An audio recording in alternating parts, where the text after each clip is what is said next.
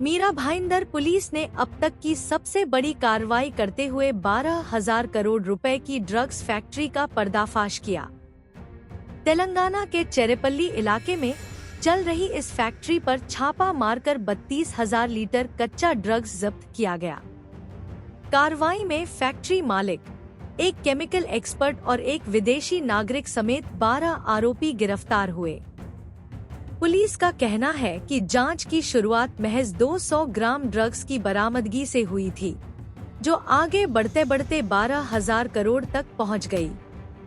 जब्त किया गया माल महाराष्ट्र सहित कई राज्यों में सप्लाई किया जा रहा था।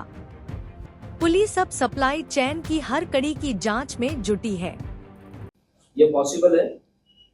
इससे निश्चित ही उनकी कमर जरूर टूटी है, पर ये जो कार्रवाई है ये हमेशा जारी रहेगी और हम लोग भी सतर्क हमेशा रहेंगे कि और इस तरह की फैक्ट्रीज ना हो या ड्रग सप्लाई ना हो।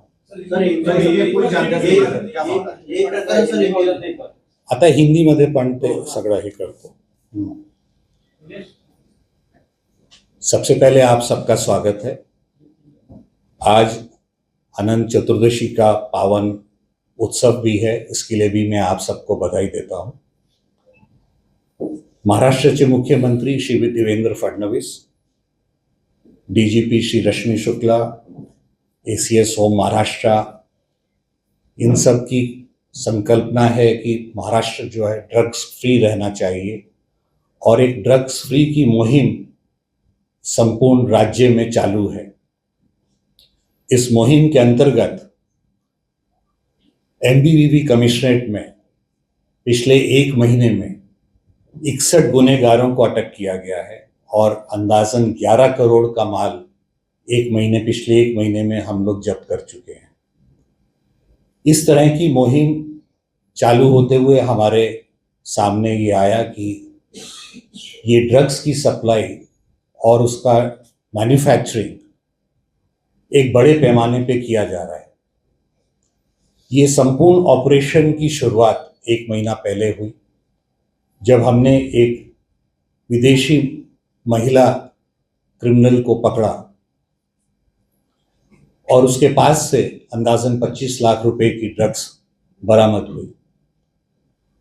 उसके बाद से विभिन्न स्तर पे ये काम जो चालू रहता है, विभिन्न स्तरों पर चालू रहता है, अलग अलग लेयर्स रहती हैं। अलग अलग लेयर्स को हम लोग पकड़ते हुए फाइनली जो है ये ड्रग्स फैक्ट्री तक पहुंचे।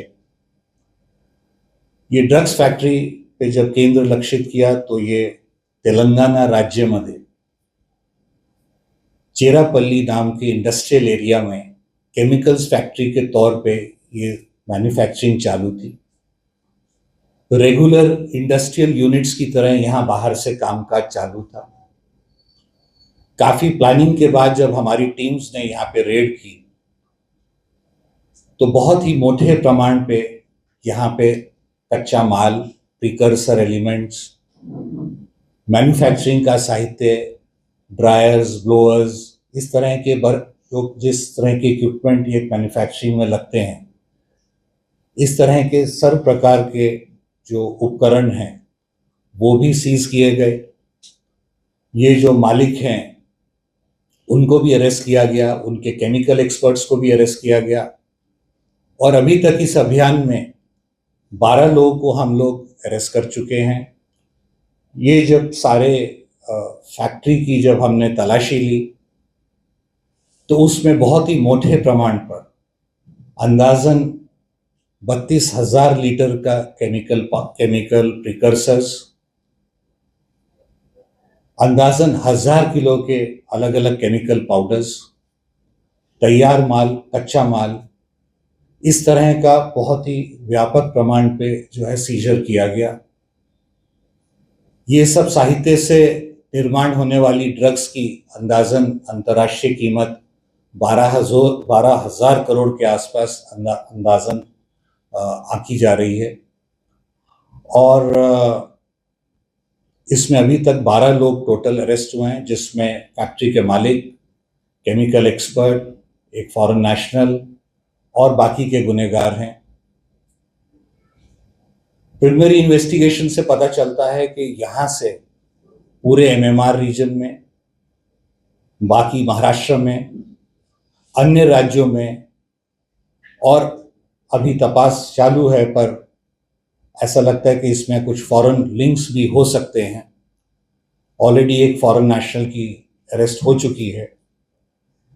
ये बड़े पैमाने पे यहाँ से सप्लाई की जा रही थी और इसमें अभी इन्वेस्टिगेशन चालू है, परंतु हमारे को विश्वास है कि जो इस एरिया में ये जो सप्लाई ड्रग्स की हो रही थी, इससे जो है इस पे काफ़ी मदद मिलेगी इसको रोकने में, और इससे जो है ये जो इस तरह के तस्कर और माफिया है, इसको भी हमने जो है काफ़ी धक्का पहुंचाया है।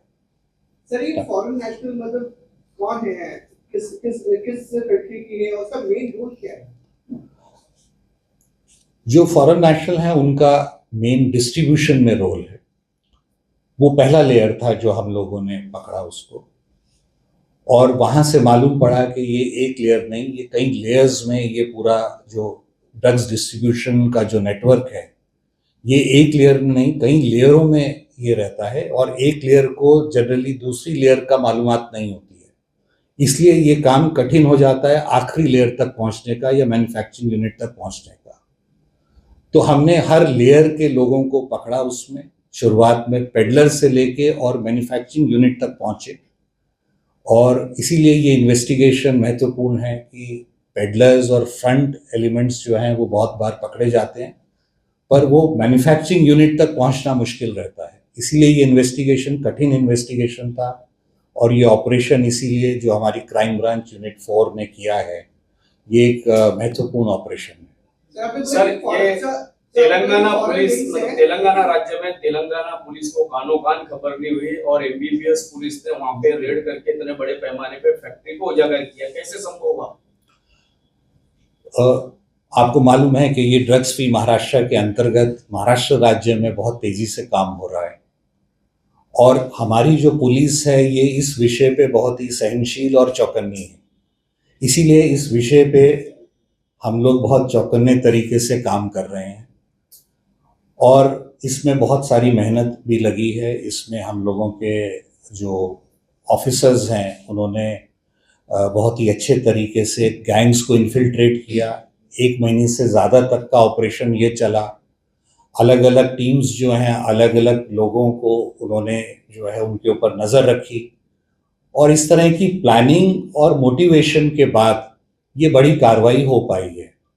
बाकी सब एजेंसीज भी अपने अपने तरीके से कार्रवाई करते हैं, पर ये यश जो है हमारी टीम को मिला उनकी मेहनत की वजह से, उनकी अच्छी प्लानिंग की वजह से। 12 लोगों के अलावा और भी लोग इसमें शामिल हो सकते हैं क्या? अभी तक 12 लोग अरेस्ट हुए हैं, पर ये अभी ऑपरेशन चालू है। अभी मैंने जो आपको माहिती दी है वो प्राथमिक माहिती है, और इसमें इन्वेस्टिगेशन लंबे टाइम तक चलेगा। आगे आने वाले वक्त में और भी लोग अरेस्ट हो सकते हैं, ये शक्यता है। जो ट्रेड है वो डिजिटल मार्केट पर शिफ्ट हो चुका है, व्हाट्सएप, इंस्टाग्राम जैसी चीजों पर इमोजीज जो है उसका इस्तेमाल किया जाता है कोड वर्ड्स के लिए। क्या डिजिटल एंगल से भी मीरा भाई पुलिस की जांच आगे होगी इस बात? आपका बोलना ठीक है। ये नवीन तकनीक जो है उनका इस्तेमाल ड्रग्स डिस्ट्रीब्यूशन के लिए हो रहा है, पर अल्टीमेटली मैन्युफैक्चरिंग कहीं ना कहीं पे की जाती है। इसीलिए मैन्युफैक्चरिंग यूनिट तक पहुंचना ज़्यादा ज़रूरी है। जो आप टेक्निक्स बता रहे हैं ये डिस्ट्रीब्यूशन की टेक्निक्स हैं। डिस्ट्रीब्यूशन टेक्निक्स को, उसके डिस्ट्रीब्यूशन नेटवर्क को रोकना भी ज़रूरी है, पर उससे ज़्यादा ज़रूरी मैन्युफैक्चरिंग यूनिट्स को रोकना ज़रूरी है, और आज इसी में हम लोगों को सफलता मिली है।